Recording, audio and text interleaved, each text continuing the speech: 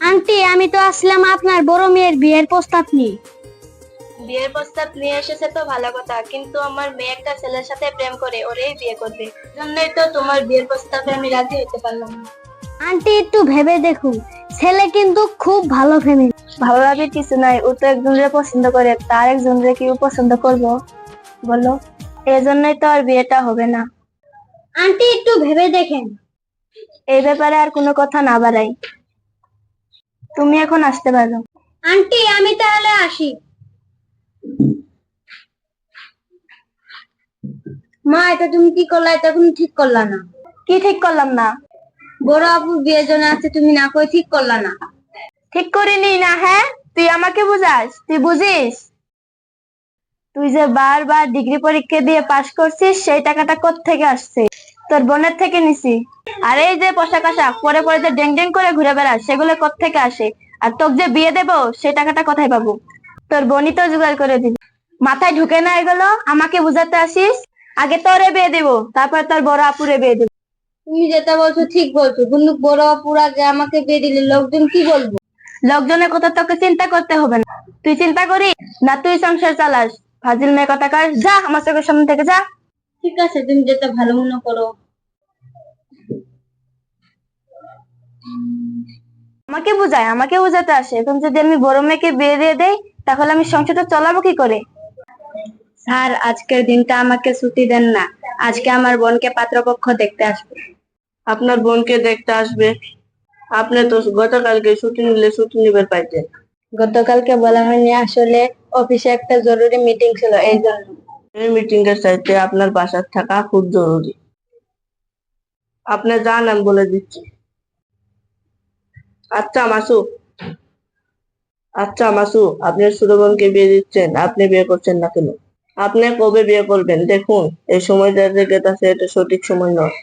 সামনে যে জীবনটা আসতে আসে, ওটাই তোমার সঠিক জীবন। মেয়েদের জীবনটা এরকমই হয়। জানি স্যার, প্রত্যেকটা মেয়ের জীবনে যে সব স্বপ্ন পূরণ হবে এমন কোনো কথা নেই, কিন্তু আমার মা বোনের স্বপ্ন পূরণ হচ্ছে, তাই বা কম কিসের? দোয়া করবেন স্যার, আমার মা বোনের যতদিন আমাকে প্রয়োজন পড়ে ততদিন যেন আমি সুস্থ থাকি। ওকে। আসি স্যার।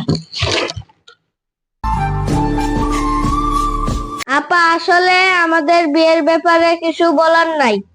ছেলে মেয়েরা যদি ভালোবাসে, আমাদের কোনো আপত্তি নাই। আমরা আসলে এসেছি বিয়ের দিন তারিখ ঠিক করতে। আলহামদুলিল্লাহ। তো ভাই, আমাকে আপা কেন ডাকছেন? বিয়ান ডাকেন। আস্তে, একটু ধৈর্য ধরুন, কথার মাঝে না একটু ফাঁক আছে, বুঝছেন তো? আরে, আমার কিছু জানার আছে, কিছু বলার আছে, কিছু চাওয়া পাওয়ার আছে। পূর্ণ হলে ডাকাডাকিটা নয় পরেই হবে। বুঝলাম না আপা।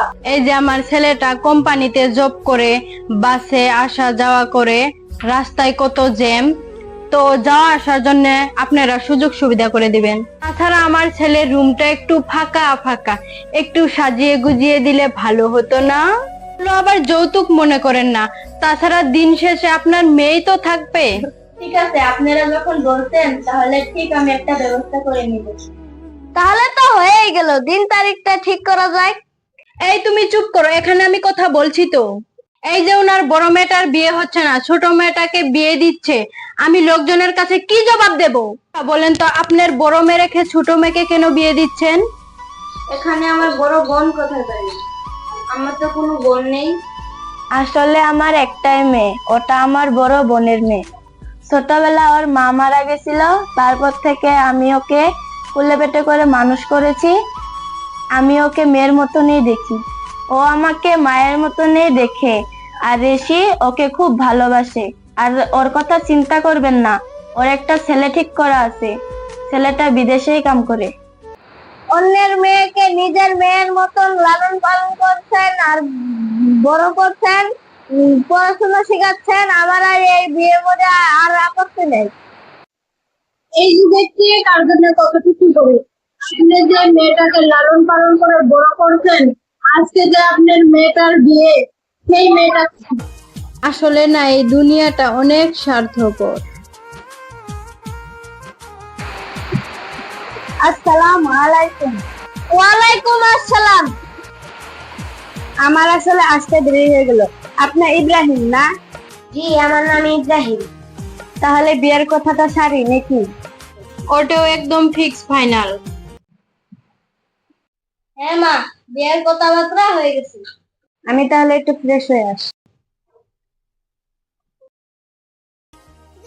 আসলে আমার একটাই মেয়ে, ওটা আমার বড় বোনের মেয়ে।